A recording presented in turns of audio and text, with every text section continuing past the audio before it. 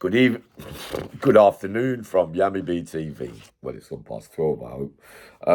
I'll send a special love to you all today, and I hope your day's going the best it possibly can. Now, the next one, this subject here, some people might not agree with me on one of the cases because he stayed on normal location in the case for forever and a day.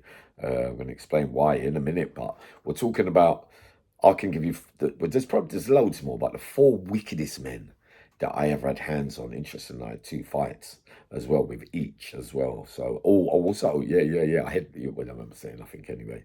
Um, but my first one of wickedness, because when we talk about bad man, with the way that I explain bad man, like I've explained to you before, is a bad man in that life, in that code stuff, as far as I'm concerned, means, yeah, you're bad.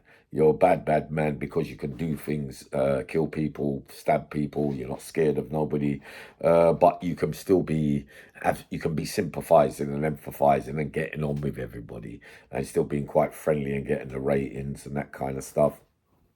But these ones, I believe, are the wickedest, some of the wickedest men that I ever met. And the first one is Nicholas Vernage, right? In the old days, I was in Aylesbury. This was a man who had fights regular as a young kid. I think he was doing a big lump then for, I can't remember which, but it was a terrible crime of something. I think he locked someone in a cupboard, an old woman, something of that nature. I could be wrong, right? So Vernage or Vernage, Nicholas Vernage, right? So he's in a mental institution now, and he won't ever be getting out either. But yep. So me, I used to have a couple of problems with him as well. One time I went in a recess with him. I was going to have a row, but he would have done me that stage, you know. But he seemed to look at me and laugh like he didn't want to fight me and walked off. I said, this geezer's a bit off key, you know. But I was always weary of him, no matter what. Right. So one day I was talking and he was explaining to me there was a broken glass bottle, you know, like you get the ketchup bottle with the jagged edges on it. When it's broke, you can put it the tool from the top into the bottle. Now, he said to me, look, he goes, you know, whenever you want to have a fight, he goes, especially in these places, he goes, Sam, listen, he goes, pretend to have a row, call him into the cell to fight. But really, he's saying, yeah, come in. So he's backing into his cell so he can reach the glass. And while you're in the cell, he can stab you. I thought it was all bullshit. I thought, he's off. He said, he ain't going to do that. Lo and behold, he did. Geezer called Everton from Brixton, I think his name was. Um, they were arguing by the pool table and he offered him out into the cell. So I'm thinking what he was telling me the other day, you know, because he always just said, he's like, I just don't get it. Or maybe nutters get along together, but I wasn't that kind of nutter.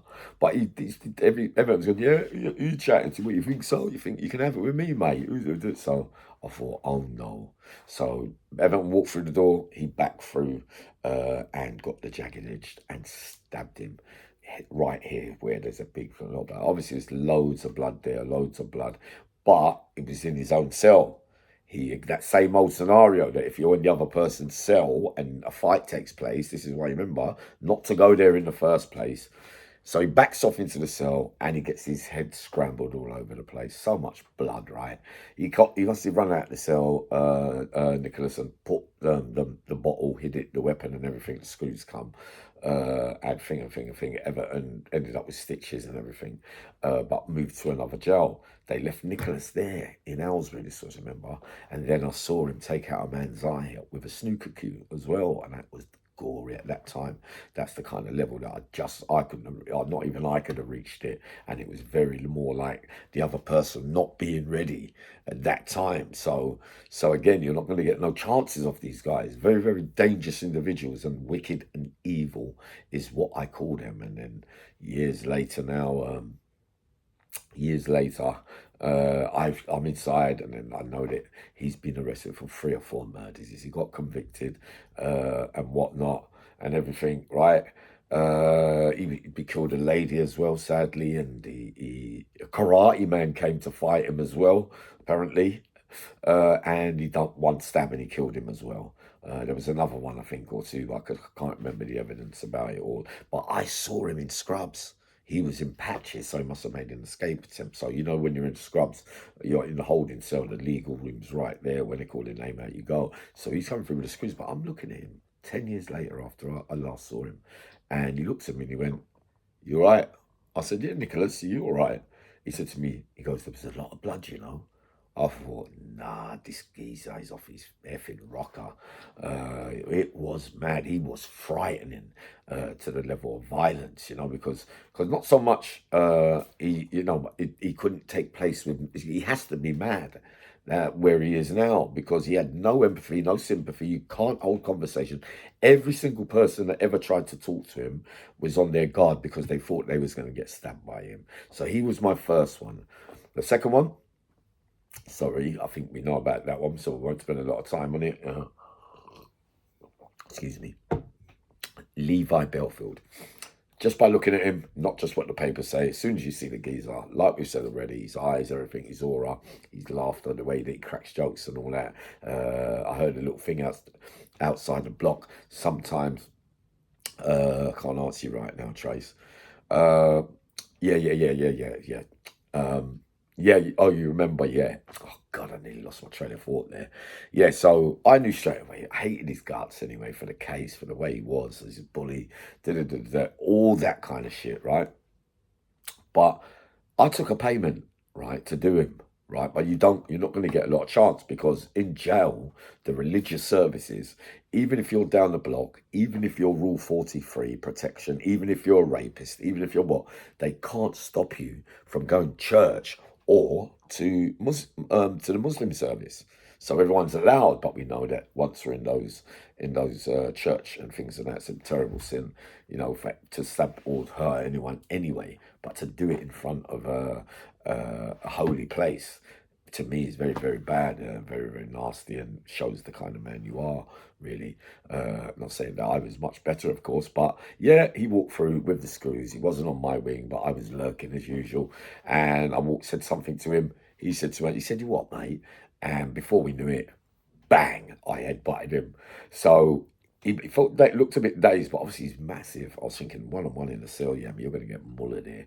But I headbutted him and I drew blood on him as well. So all the screws seemed to know, like they didn't care. They wanted him to get hurt because that's how prisons like that. If the screws hate you, officers, they've got, you know, they got the power. They can make people die. They can make people get an hiding on false stories and that kind of stuff. We've been through all that before. But on this occasion, when I headbutted him, he was trying so hard to get out of with the screws and everything to get back at me that I was laughing. Good, I got him. Anyway, we know about that one. I got back on the wing and that was that. Third person, wicked beyond belief, evil beyond belief, right? Because I'm only going to give you 4 today. It takes too long. But obviously I'll let you know other names along the way. But the third person, Victor Willoughby. Victor Willoughby, I was in Wayland as a sea cat, I think it was 1991 or something like that. So Wayland was like a good jail back in the day, if you want to be like that. If we think like that, of how I used to think everything could happen, because it was a long motorway that you could run around and graft all day on different blocks. Funny old place. I witnessed a murder there as well, sadly. But anyway, so he comes round onto my spur.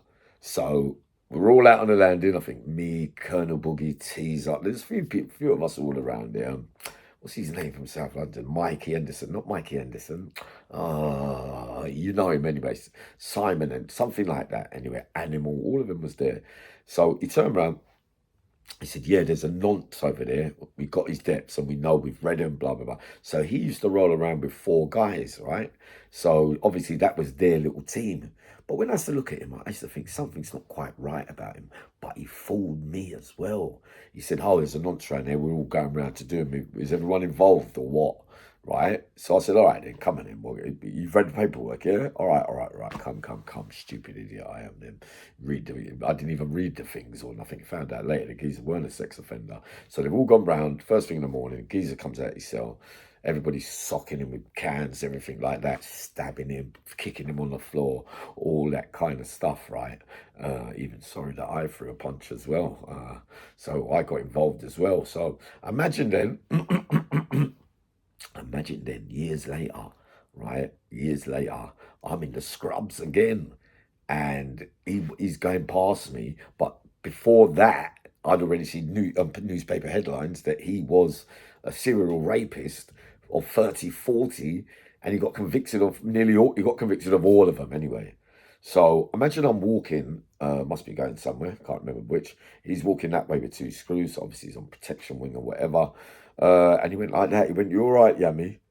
And I just looked at him about why? Why are you saying hello to me for? He goes, "No, no, no, no, no. It was a stitch up, Yammy, stitch up. Trust me." I said, "Yeah." I said, "Stitch up, 30, 40 rapes." I goes, "Effing hell, that's going to be a very difficult, hard." So for 30, 40, they've got to have some evidence on that. So we know that that was all bullshit. But there you are. People disguise themselves in there by pretending to do someone else's as non, so they don't know that you are really. So you was that way long time ago. And when you were released, you did all that. So F off to you as well. Right. The fourth one, people are going to be unhappy, but I don't give a toss, because what you find sometimes in jail, even in the CatAs, right? Excuse me again. Even in the CatAs again, you got some people that are in, right, all right. The next person's name, they call him Blessed, right? Jamaican yardie, probably the wickedest yardie that I've ever seen, or Jamaican man that I ever met, right? Cold-blooded killer. Came across from Jamaica. First week or two, him and a couple of others killed a woman, Tipper Irie, I think. It was a music man's name anyway, but somebody everybody knew as well. Cold-hearted killers. No sympathy, no empathy, or blah, blah, blah. Spoke to him myself, and I had a fight with him as well. A bit of a joke fight, though. But I'm going to tell you about that now as well. So he got all three, but the only funny thing was he got convicted of rape as well with the 2 or 3 murders. So everyone's giving him his little ratings, yo, yo, yo, and all that. Yeah, mate, sweet. He's all right, you know, that blessing. Yeah, cool, cool, cool, cool, cool. But everybody knows he got nicked with a young geezer who's 19. He pleaded guilty to the rape or whatever, right? And he was there obviously at the time, bless him. So all right, so there weren't no paperwork on him that he was a rapist or anything, but it's pretty obvious that if you're killing people and going to their houses and random and murdering them, and just because for whatever reason, jealousy, money, drug, well, whatever, right? If someone's raping a woman in front of you and you're not that way, you're going to stop it. Now, come on, let's be real about this. Whether you're scared of him or whatever, you know, and I know, we know the rules. The rules in that life, if you like. Everybody should shake his hand. Yeah, blah blah blah blah blah. Sweet. I don't care. I reckon you got convicted of rape as well. I think you just covered it up. It was the youngster, so no one ever got to see the youngster. Where is he? Because he's 19 years old. So you can easily say that. A man's gonna say, "Nah, he ain't. He weren't no rapist, man. He weren't." Listen, don't make me laugh. Right? I don't get. It's like one rule for one and one rule for another. Like I always said to you, everybody's already calling people names, grasses and all that in there, and all that, everything and all that. And but yet they talk to the screws day and night. You know, like they can get people moved, but they don't see it that way. Some of the gangsters, supposed gangsters of things. So you know, don't ever take these things lightly, because names get called easy. They can call me it and call back. Where's the facts, though? You know, whatever. For me, once that rape thing and murder thing, unnecessary evil. And when I used to look into that, his name's Hiram Hart as well. I think that's his real name. When I used to look into his eyes, I used to think, oh shit. But I used to have him sometimes, because I used to say to him, yeah, give me a bit. I'll give you the canteen this week. The old Yammy chick, that Yammy bullshit from back in the day, Mitch. And what's his name? Ray, LUFC, my boy, man. Yeah. Victor, you know the score. So I used to do the, yeah, I'll pay you. None of us to pay him. He said, Yammy, don't bother come back to my door again, you know, blah, blah, blah. One time something went missing out of his cell. He tried to blame me, and he called out 4 or 5 burgers. They were burgers, because I used to get on both sides, the burgers and Johnny's, during that sad period for everybody, because it caused a lot of violence. He had 4 men. When he called me down the stairs, I said, what does he want? So he's called me downstairs and said, listen, I know that you've teethed my brace. I know that you've done this. I know you were spotted going in. I said, what are you talking about, you nutter? I ain't been nowhere near your cell. So, yeah, so he goes, all right, and they're saying to him, make sure you search up properly. before we do it. So that means that you lot, all four of you standing there by the door, you're thinking that if has lost his thing, you're thinking about gang rushing me. But I had a couple waiting outside, John Bibby, one of them, and Marcus Jervis from East London, another big name from way back in the day. Sweet Marcus, John Bibby, he was safe. He was proper safe. You are proper man. You are twice. I've been in them little things, and you was waiting around, but you could have a right row. But sorry to use your name, John. No, you're probably on the straight and narrow now.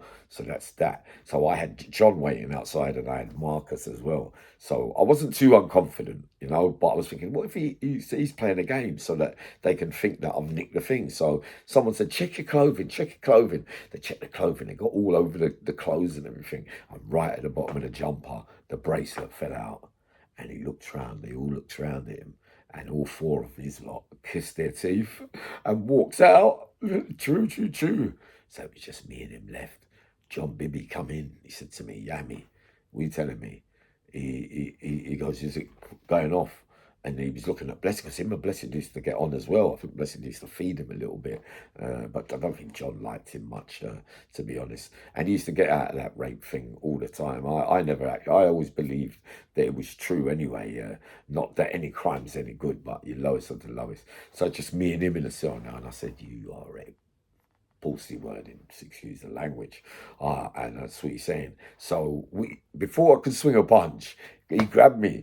So he's for rolling around the floor, rolling around. I said, let go, put your hands up. Can't you put your hands up? I'm talking to him. We fell down the edge of the toilet bit. So we got back up. Anyway, it was almost laughable, really, because he felt shame and embarrassed that he found a thing and he was blaming me. So it wasn't setting me up. He genuinely believed it was me because he was always paranoid about me. A couple of blows were exchanged, nothing much was thing. In fact, I punched him in the mouth. And so the fight comes, so we come out. John said, do you need me? I said, no. So then when I come out smiling. I winked at John.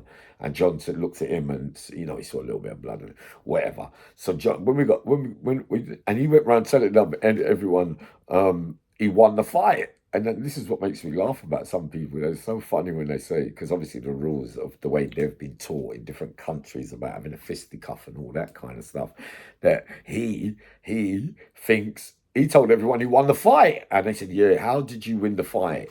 And he said, because he was wrestling with me. We fell down by the thing, and he had the better of it. And they said, yeah, but what about, didn't you throw no punches? He goes, no, Yammy threw 2 punches.